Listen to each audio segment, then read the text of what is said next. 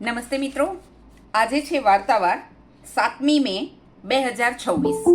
આજે અમારું જે મૂળ ગ્રુપ છે મારા સંવેદનો મારી કલમે, એના ફેસબુક ગ્રુપને 14,000 સભ્યો સાથે 4 વર્ષ પૂરા થાય છે અને 5મા વર્ષમાં પ્રવેશ છે. એ દિવસે આપણે લીનાબેન કાપડિયાની વાર્તા મળી છે અને એનું પઠન કરી રહ્યા છે, જેનો મને ખૂબ આનંદ છે. તો લીનાબેન કાપડિયાની વાર્તા છે બે ધ્રુવ અને વચ્ચે કાચો રસ્તો. પહેલા લેખકશ્રીનો પરિચય લઈ લઈએ. આજની વાર્તાના સર્જક સુશ્રી લીના કાપડિયાએ સ્કૂલમાં અંગ્રેજી વિષયના શિક્ષક અને કાઉન્સેલર તરીકે કાર્ય કરેલ છે. તેઓ શ્રીની ટૂંકી વાર્તાઓ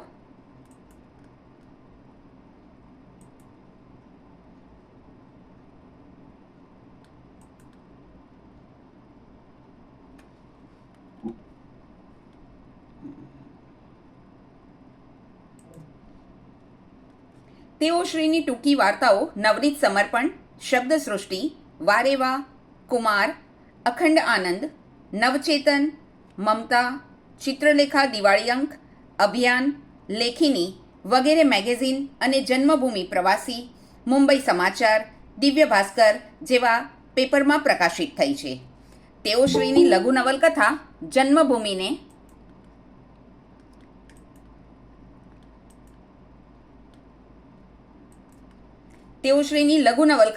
જન્મભૂમિ પ્રવાસીમાં પ્રગટ થઈ છે. તેમજ ટૂંકી વાર્તાઓનું પ્રથમ પુસ્તક ગુજરાતી સાહિત્ય એકેડેમીના આર્થિક સહાયથી પ્રગટ થયું છે. તો આવા દિગ્ગજ લેખિકાની એક સુંદર મજાની વાર્તા આપણને મળી છે. તો તેમના ખૂબ ખૂબ ધન્યવાદ સાથે વાર્તાનું પઠન શરૂ કરીએ. બે ધ્રુવ અને વચ્ચે કાચો રસ્તો. ત્યારે પણ આમ જ વરસાદ વરસી રહ્યો હતો, ઝરમર ઝરમર. ગાંધીનગરમાં તારા બંગલાના ઓટલા પર આપણે બેઠા હતા. ગાંધીનગર એટલે વૃક્ષોનું શહેર. તારા બંગલામાંથી આખી કેડી દેખાતી હતી. કેડી લીમડાના ઝાડથી ઢંકાયેલી હતી. એના પત્તા પરથી વરસાદના ટીપા નીચે પડતા હતા. આપણે હિંચકા પર બેઠા હતા તે તારા બગીચામાં સફેદ ચંપાના અને લાલ બોટલ બ્રશના ઝાડ વાવ્યા હતા. લાલ અને સફેદ ફૂલો શોભી રહ્યા હતા. મેં તારી સામે જોયું હતું. પતલો ભરાવદાર વાળ, લાંબુ નાક. આપણે એક જ કોલેજમાં હતા એટલે એકમેકને ઓળખતા હતા. તારા તરફ આકર્ષણ થાય એવો તો તું ખરો જ. એમાં મમ્મીએ કહ્યું, આદર્શ વિશે શું વિચારે છે? તારી કોલેજમાં છે એટલે ભવિષ્ય તો ઉજળું જ છે. વળી આપણી નાતનો છે, ગામનો છે. આપણે એના કુટુંબને ઓળખીએ છીએ. જો તને ગમતો હોય તો વાત કરીએ. એટલે એ સાંજે હું તારા ઘરે આવી હતી. મેં પૂછ્યું, ક્યાં નોકરી લેવાની કોશિશ કરવાની ઈચ્છા છે? કઈ કંપનીમાં અને કયા સ્થળે જવાનો પ્લાન કરી રહ્યો છે? તે કહ્યું, જોઈશ. ઓફર્સ ક્યાંથી આવે છે? મારા મનમાં તો હણહણતા ઘોડા દોડતા હતા. આપણે બંને સૌથી સારી કોલેજમાંથી MBA કરતા હતા. બધી જ મોટી કંપનીઓ આપણને લેવા તૈયાર હતી. પસંદગી તો આપણે કરવાની હતી. મેં કહ્યું, હું તમારી જાતને અમેરિકામાં કોઈ મોટી કંપનીમાં, ગૂગલ કે એમેઝોનમાં CEO તરીકે જોઈ રહી છું. રોજ સવારે ઉઠું તો જાણે હું પોતે અમેરિકામાં મારા 3 માળના અત્યાધુનિક સુંદર ઘરમાં બેઠી છું અને ઓફિસમાં મારી પોતાની મોટી કેબિન છે, જેમાંથી હું પોતે મોટા નિર્ણયો લઈ રહી છું એવું જોતી હોઉં છું. તું હસ્યો હતો. ત્યારે આપણે 25 વર્ષના હતા. એ ઉંમરે તને કેવી રીતે આવું સૂઝ્યું હતું? તે કહ્યું હતું, તને ખબર છે શ્રુતિ? સોરી.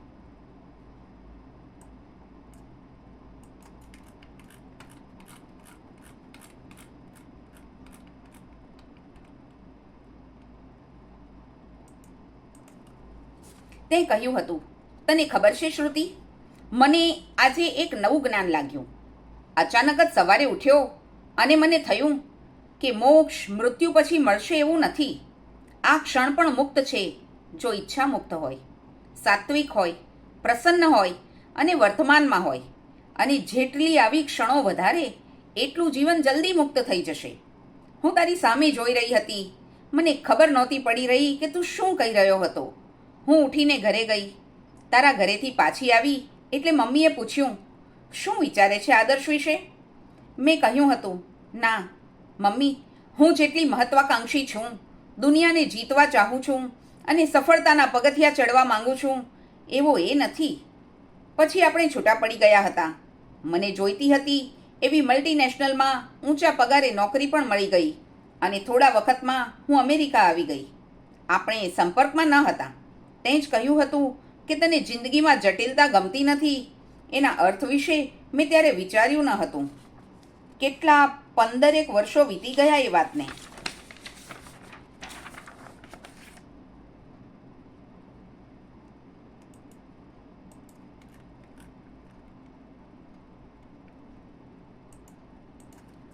આજે ટાઈમ મેગેઝિનમાં હું તારો ઇન્ટરવ્યૂ વાંચી રહી છું. પોતાની સ્ટાર્ટઅપ કંપની કંઈક કરોડો રૂપિયામાં વેચી અને બીજી સ્ટાર્ટઅપ કંપની શરૂ કરવાનો વિચાર કરી રહ્યો છે. ચોતરફ તારી જ વાતો થઈ રહી છે. યુનિકોર્નને નફો રળતી કંપની બનાવવી એ કાંઈ નાની સિદ્ધિ નથી. તું સફળ માણસ બની જ ગયો, અમારા સૌથી વધારે સફળ. હું તારો ઇન્ટરવ્યૂ વાંચી રહી છું. પ્રશ્ન: તમે લગ્ન કેમ નથી કર્યા? જવાબ: સ્ટાર્ટઅપ કંપનીમાં એટલો સમય જતો હતો કે હું લગ્નને ન્યાય આપી શકત નહીં. પ્રશ્ન: કોઈ ગર્લફ્રેન્ડ? વિચારો મળ્યા હોત તો લગ્ન કરી લેત, બાકી ગર્લફ્રેન્ડ બનાવીને સંબંધ અધૂરા છોડવા, સંબંધોની એવી જટિલતામાં હું માનતો જ નથી.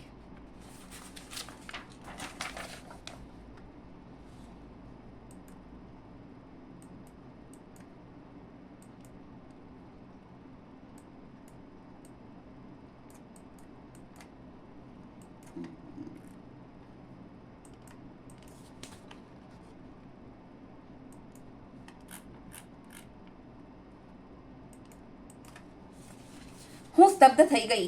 આ શબ્દો તો તે મને કહ્યા હતા. મેં એના વિશે ખાસ વિચાર્યું ન હતું. હું ઇન્ટરવ્યૂ આગળ વાંચું છું. પ્રશ્ન: તમે વિચાર્યું હતું કે તમે આટલા સફળ અને ધનાઢ્ય થશો? જવાબ: મેં નાનપણમાં બુદ્ધને વાંચ્યા હતા. એમણે કહ્યું છે કે ઈચ્છાઓ બધા દુઃખોનું મૂળ છે. એટલે મેં ભૌતિક ઉત્થાન અને એવી અપેક્ષાઓના વિચારો ક્યારેય કર્યા નહીં.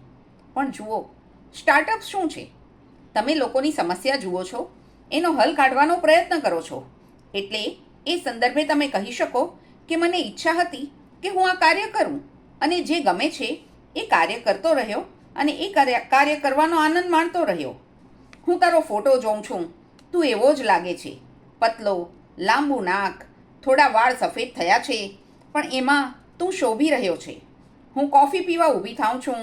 પેન્ટ્રીમાં ઓફિસનો સ્ટાફ ભેગો થયો છે. વાતો તારી જ ચાલી રહી છે. સૌએ તારો ઇન્ટરવ્યૂ વાંચ્યો છે.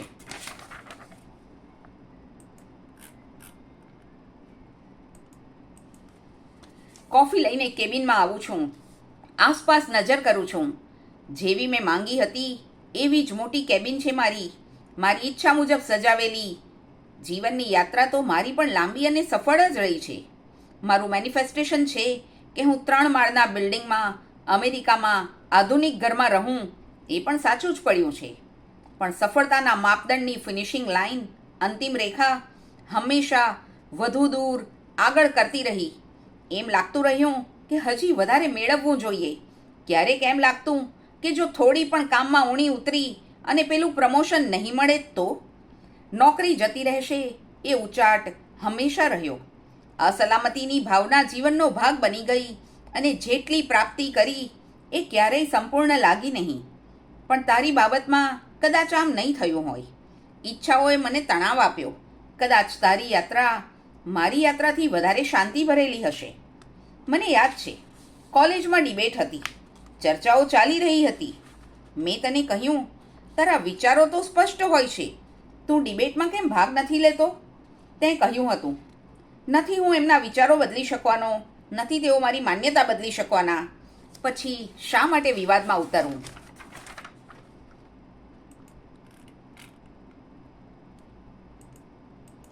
ત્યારે મને થયું હતું કે બીજા પર આપણા વિચારોનો પ્રભાવ તો પડવો જોઈએ ને.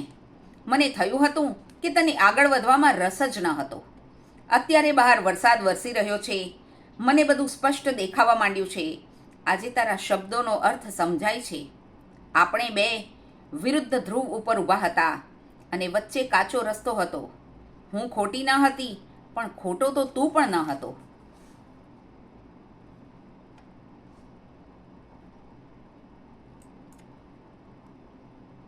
હું ખોટી ન હતી, પણ ખોટો તો તું પણ ન હતો. તારા વિચારો એ ઉંમરે પણ સ્પષ્ટ હતા. જે તે મારા ગળે ઉતારવાનો પ્રયત્નો કર્યા નહીં. કર્યા હોત તો પણ હું તને સમજી શકી ન હોત. અરે, હું તો એટલું પણ સમજી શકી ન હતી કે કોઈ પારકા સાથે સંપર્કમાં રહેવાથી જટિલતા ઉત્પન્ન થતી નથી. એ તો પોતાનું લાગતું હોય ને, ન હોય તો જ મનને કનડે. તે લગ્ન નથી કર્યા. એનું કારણ, હું એનું કારણ છું કે નહીં, કે તું મારી રાહ જોઈ રહ્યો હતો કે નહીં, એ મને ખબર નથી. પણ લગ્ન તો મેં પણ નથી કર્યા. કારણ એ કે ખરેખર જ કારકિર્દી બનાવવામાં હું વ્યસ્ત થઈ ગઈ હતી. તને ફોન જોડવાનો હું વિચાર કરું છું, ત્યાં જ રિંગ વાગે છે. તારો ફોન છે. હું આશ્ચર્ય પામું છું. તારા શહેરમાં છું એટલે થયું તને મળી લઉં, તું કહે છે. હું અરીસામાં મારા વાળ સરખા કરું છું. આજની આ સુંદર મજાની વાર્તા બે ધ્રુવ અને વચ્ચે કાચો રસ્તો, લેખિકા શ્રી લીના કાપડિયા. જી, આપની આ વાર્તા વિશે પહેલા આપ કંઈક કહો. બહુ વર્ષો પહેલા છે ને, હું વાંચતી હતી the secret book. Okay. Secret book તો બધા વાંચી જશે. જી. એમાં હતું કે મેનિફેસ્ટેશન, એક ઈચ્છા રાખો ને એને સ્ટ્રોંગલી કરીને મેનિફેસ્ટેશન કરો. અને પેરેલલી હું વાંચતી હતી બુદ્ધિઝમ વિશે. અને બુદ્ધએ તો કીધું છે કે desire is the root cause of all the sufferings. તો એ બે બુકનું ફિલોસોફી તદ્દન ઓપોઝિટ ત્યારે લાગતી હતી, જ્યારે હું ઘણી નાની હતી. હવે તો ખેર એટલું નથી મને લાગતું, પણ ત્યારે લાગતી હતી. અને હું ત્યારે સિંગાપોર રહેતી હતી. અને સિંગાપોર ઇઝ અ હેવન. જેને પણ રીડિંગની આદત હોય એમના માટે not America, not London, Singapore is the best place to be in. એટલી બધી ત્યાં લાઇબ્રેરીઝ છે. એટલે હું કોઈ પણ, મને ફિલોસોફી, સાયકોલોજી, પછી રિલિજિયન, આ બધા ઘણા બધા ઇન્ટરેસ્ટ ગણાય, એટલે હું ઘણું વાંચતી હતી. બસ આ વસ્તુ તો પૂરી થઈ ગઈ. પછી એક વખત અહીંયા અભિયાનમાં વાર્તા લઈ રહ્યા હતા, તો અહીંયા ઘરમાં મને ચાલતા ચાલતા વિચારવાનું ને સ્પંદનો અનુભવવાની આદત છે. ચાલતા ચાલતા અચાનક આ વાર્તા ઉગી ગઈ હતી મનમાં. એટલે મેં બે વિરોધ પાત્રો કર્યા, કે એકે મેનિફેસ્ટેશન કર્યું અને એકે ડિઝાયર જ ન કરી. ખેર સફળતા બંનેને મળી, પરંતુ ઓલામાં જેટલું સ્ટ્રેસ થયું એટલું આને સ્ટ્રેસ થયા વિના મળી. એવા બે ઓપોઝિટ પાત્રો ઉભા કરીને મેં વાર્તા લખી. જી, ખૂબ ખૂબ સરસ વાર્તા હતી. અનિલ સર, આપનું મંતવ્ય આપશો? હા બેન, વાર્તા બહુ સરસ હતી. અને ખરેખર આ વાર્તા માટે લીનાબેનને ખૂબ ખૂબ અભિનંદન. આવા વાર્તામાં મેઇન જોઈએ તો ગીતામાં ભગવાને કીધું છે કે કર્મ કર, ફળની ઈચ્છા ન રાખ. એમ આદર્શે કર્મ કર્યા, એને ફળની ઈચ્છા ન રાખી એટલે એને ટેન્શન ન થયું. ફળ તો મળવાનું જ છે, તમે ગમે તે કર્મ કરો, બધું ટેન્શન ન રહે. અને શ્રુતિએ કર્મ કરવામાં ઈચ્છાને પ્રોગ્રેસ આપ્યો કે ભાઈ ઈચ્છા મુજબ મારે આગળ વધવું છે. એટલે એને ડર, ભય બધું સતાવતું હતું કે કાલ જોબ ચાલી જશે તો, આમ થશે તો. એટલે મહત્વાકાંક્ષા અને સોફ્ટલી જે જિંદગી જીવવાનો આનંદ છે એ બેનો ડિફરન્સ તમે બતાવ્યો છે, બહુ સરસ રીતે વર્ણન કર્યું છે. અને ખૂબ જ હૃદય પરથી અને તરત જ મગજમાં બેસીએ કે ના બરોબર છે કે આપણે જિંદગી કેવી હોવી જોઈએ. સરસ, એના માટે ખૂબ ખૂબ આભાર. સરસ વાર્તા હતી. અને અલ્પાબેન પઠાને બહુ સરસ હતું. વચમાં બે જગ્યા ગઈ તો કપાઈ જેવું લાગ્યું, પણ વાર્તા સમજાઈ ગઈ એટલે કોઈ પ્રોબ્લેમ નહોતો. કનેક્ટ એક વખત પેજ સ્ક્રોલ કરવામાં વાર લાગી, અને હા, એક વખત કનેક્શન એકદમ વીક થઈ ગયું હતું. હું જોઈન કરું બીજું કનેક્શન, એ પહેલા પાછું રિવાઇવ થઈ ગયું, એટલે જરૂર ના પડી બીજી. ના, બરોબર છે. હા, સરસ. Thank you. જય શ્રી કૃષ્ણ. સુષ્માજી. હા, સરસ વાર્તા હતી. મને શીર્ષક ખૂબ ગમ્યું, બે ધ્રુવ વચ્ચે કાચો રસ્તો. એટલે એ શીર્ષક જ દર્શાવે છે કે ક્યારે પણ બે ધ્રુવ એકબીજાને ક્યારે પણ મળતા નથી. મળી જ ન શકે. અને વચ્ચે રસ્તો કાચો છે એટલે હંમેશા કાચા રસ્તા પર ચાલવું અઘરું હોય છે. એટલે એ બહુ સૂચક છે. અને સ્ટાર્ટઅપની વાત આવી એટલે સાંપ્રત સમયની વાત છે. અને આજકાલ આપણે જોઈએ છીએ કે કારકિર્દી બનાવવા માટે છોકરો હોય કે છોકરી હોય, યુવતી હોય કે યુવક હોય, એ લોકોને આજે કારકિર્દીને વધારે મહત્વ આપે છે સંબંધો કરતા. એટલે એ વાત વધારે ઉજાગર થઈ. અને પછી એ પણ આવ્યું વાર્તામાં કે બંને નથી પરણતા. અને એ બહુ સારો અંત લાગે કે પછી એમ કે પરણવું છે અને પરણી જઈએ એ લીલાએ નથી બતાવ્યું. એટલે એ અંત ખુલ્લો મૂક્યો. બંનેને હવે અફસોસ થાય છે, સફળ તો થયા પણ પરણ્યા નથી. અને એ જે વચ્ચે કાચો રસ્તો આવી ગયો એ ખૂબ સૂચક છે કે બંને જણાએ જે રીતે એમની સફર કે આટલા વર્ષો પસાર કર્યા પણ એ બે ધ્રુવ મળી નથી શક્યા. એટલે એ રીતે વાર્તા ખૂબ સુંદર, ખૂબ ગમી, નાનકડી પણ સચોટ વાર્તા છે. Thank you. આ મને લાગે છે લઘુ કથાની કક્ષામાં કદાચ મૂકી શકાય આ વાર્તાને. જોકે જાણકારો વધારે અભિયાનમાં મને લાગે 1100-1200 વર્ડ્સ છે. અચ્છા, સરસ વાર્તા. Thank you. જી, ખૂબ ખૂબ આભાર સુષ્માજી. મનીષાબેન.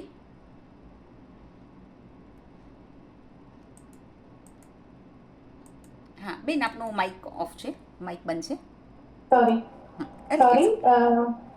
મને પણ સુષ્માબેનનો જે સ્ટાર્ટિંગની વાત હતી શીર્ષક વાળી, એ જ મારે પણ કહેવું હતું કે જે શીર્ષક છે એકદમ એપ્રોપ્રિએટ છે કે એ બંનેના વિચારો પણ આ અત્યારની પેઢી જે મારા ઘરે છે, તમારા ઘરે છે, કલ્પાબેનના ઘરે છે કે ક્યાંય પણ જે યુથ છે જેને આપણે જેન ઝી પણ કહીએ છીએ કે એ લોકોના જે વિચારો છે ને જીવન સાથી માટેના, જીવન માટેના, કે એ લોકો પ્રેમના પ્રવાહમાં ક્યાંય તળીને ગમે ત્યાં અધોક્યા કરવાના નથી. એ તમે એકદમ સચોટ રીતે બતાવ્યું છે કે બંનેનું એકદમ લગ્ન જીવન પણ સેટ થાય એટલી બધી સરળતાથી બંને ફેમિલી તૈયાર હતા. કોઈ એવો પ્રશ્ન નહોતો. પણ છતાં પ્રેમને કે એ લગ્ન જીવનને પ્રાધાન્ય નથી આપ્યું અને પોતાની લાઈફ પોતાને કઈ રીતે જીવવું છે. અત્યારે મેઇન આ જ ટોપિક પર આખું યુથ એની વિચારસરણીમાં આ જ વાત છે કે અમારે આવી લાઈફસ્ટાઈલ જોઈએ છે, અમારા વિચારોને મેચ થવું જોઈએ, અમને ક્યાં અમારું ફીલ્ડ છે એને એકદમ એપ્રોપ્રિએટ, મારા વિચારોને એપ્રોપ્રિએટ હોય. અને એ બધું જ એટલે કે તમે અત્યારના એકદમ આ જનરેશનને ટચ કરી લીધું છે. અને શબ્દો પણ એ જ, વાતો પણ એવી જ, અને આખો એકદમ જાણે સરળતાથી સમજી શકાય એવું એક. પણ હવે એમાં પ્રેમ કથા તો કહેવાય એવું નથી. છેલ્લા એન્ડ તમે અમારા પર છોડી દીધો છે કે હવે બંને મળે પછી શું કરશે. પણ જનરલી આપણી જે સમજણ છે એમાં એવું છે કે બંને સમાધાન જ કહી શકાય. કારણ કે પહેલા તો જુદા આ જ કારણસર પડ્યા હતા કે બંનેના વિચારો એકદમ ઓપોઝિટ છે. એટલે હવે જો ભેગા થશે તો એ વિચારોમાં સમાધાન કરીને એમનું ભાવિ જીવન કદાચ આગળ ઘડે એ રીતે. પણ બહુ ક્લિયર કટ એમના વિચારોને એના લીધે કોઈ ઇમોશનલ પ્રેશરમાં આવ્યા વગર જે એમના ડિસિઝન હતા ને એ વાત મને બહુ જ ગમી. બાકી આટલું બધું પ્રોફેશનલ થયા પછી અત્યારે કઈ આ સમય એવો નથી કે પરણવું જ. એ વાત પણ તમે આમાં બહુ મહત્વની કરી. 15 વર્ષમાં એ પણ નથી લગ્ન કરતો ને આ પણ નથી લગ્ન કરતો. અને એમાં એવું પણ નથી કે બંને એકબીજાને ભૂલી નથી શકતા કે જે જૂની પ્રેમ કથાઓ હતી. એવું પણ નથી કે આને ના પાડી એટલે હવે નહીં મારે બીજું કોઈ, એવું કઈ નહોતું.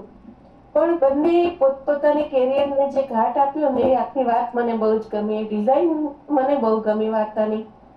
ખૂબ ખૂબ અભિનંદન લીનાબેન. અને અલ્પાબેન, થેન્ક્સ આવી સરસ વાર્તા લાવવા માટે. એકચ્યુઅલી 3-4 મિત્રોનું કનેક્શન છૂટી ગયું છે. જોઈએ જે ઉપસ્થિત છે એમાંથી નારદીજી.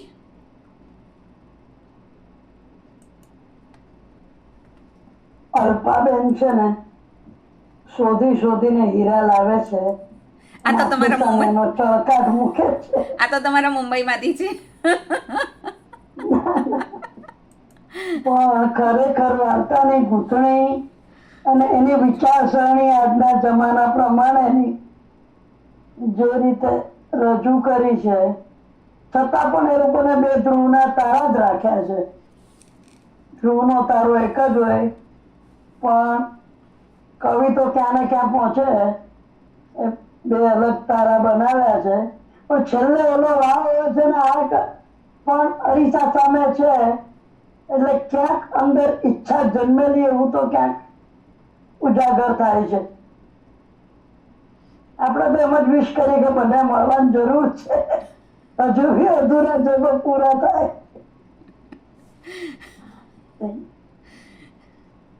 જી ખૂબ ખૂબ આભાર નારદીજી. હેમાલીજી.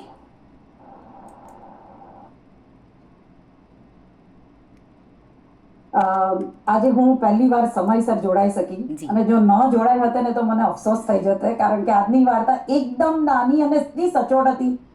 જો જરાસી બી મિસ કરતે ને તો મને સમજ નહીં પડતે.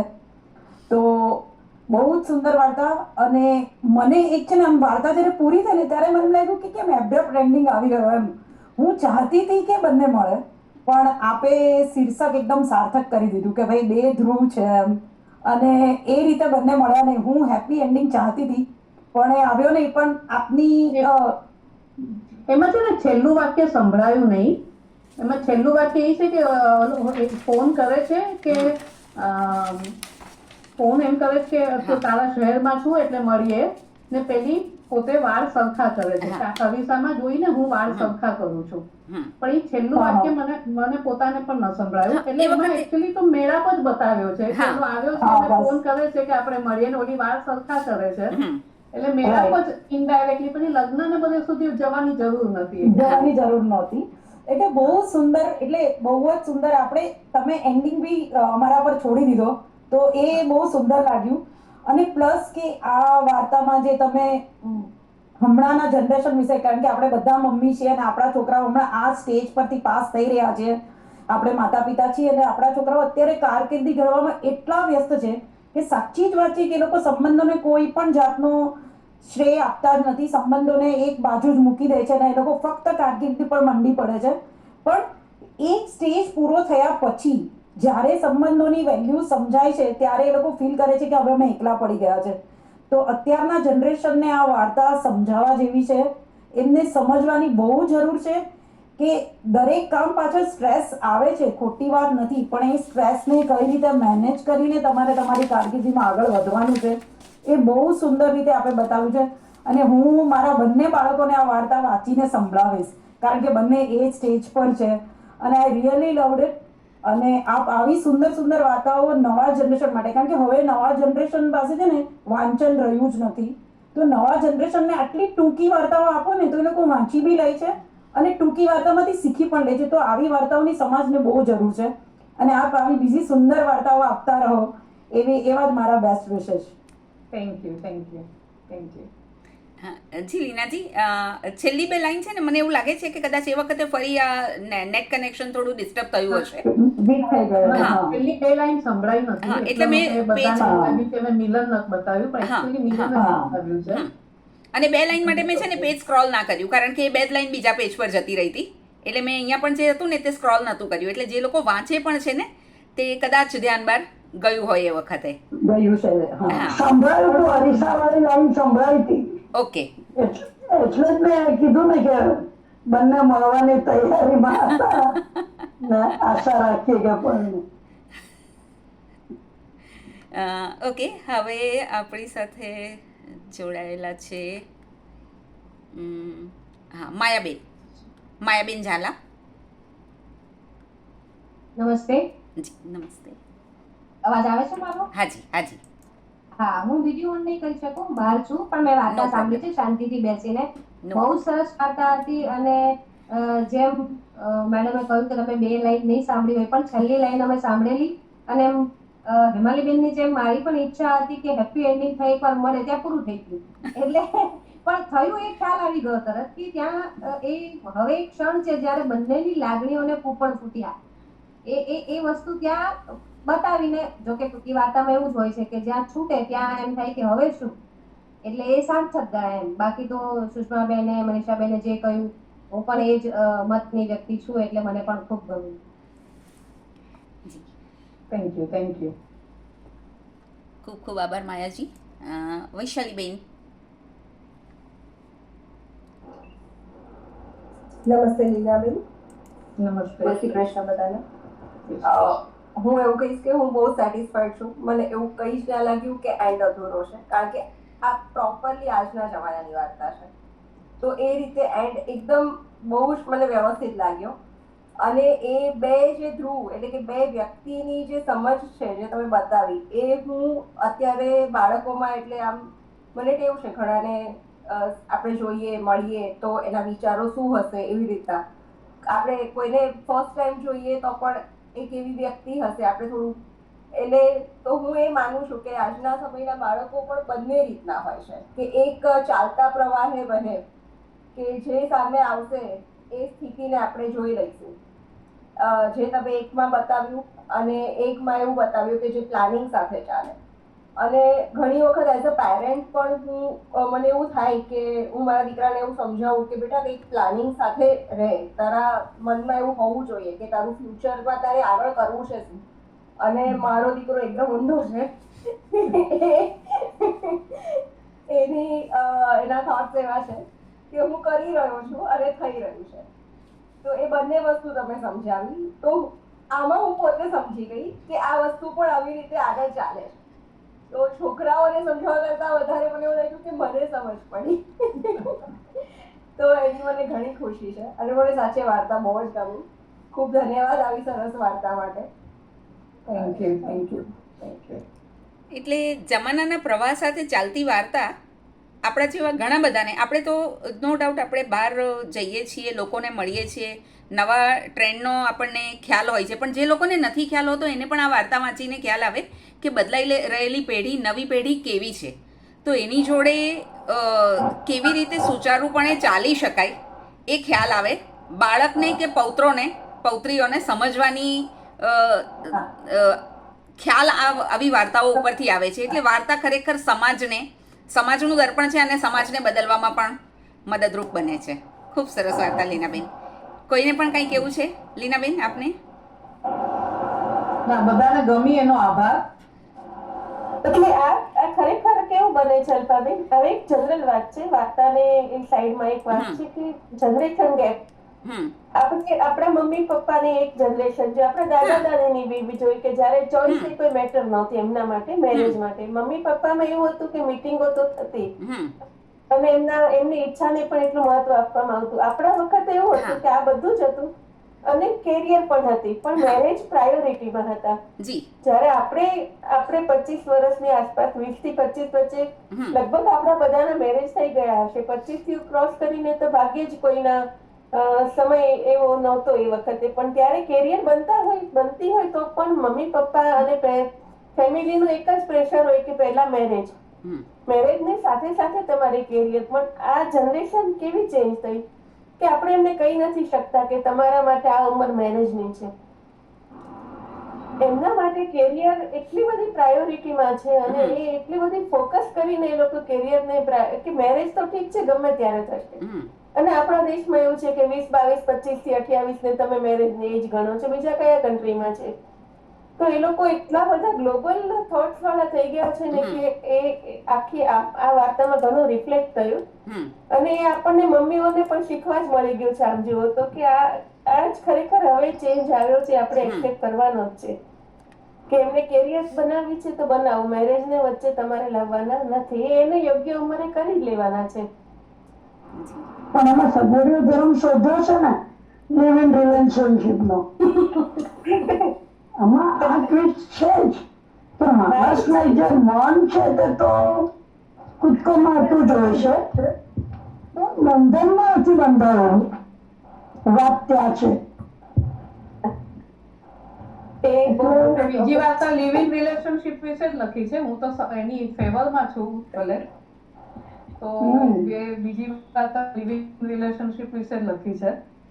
આઈ don't see anything wrong with it. I mean, એ તો એક ચર્ચાનો વિષય છે, પણ એક વાત છે.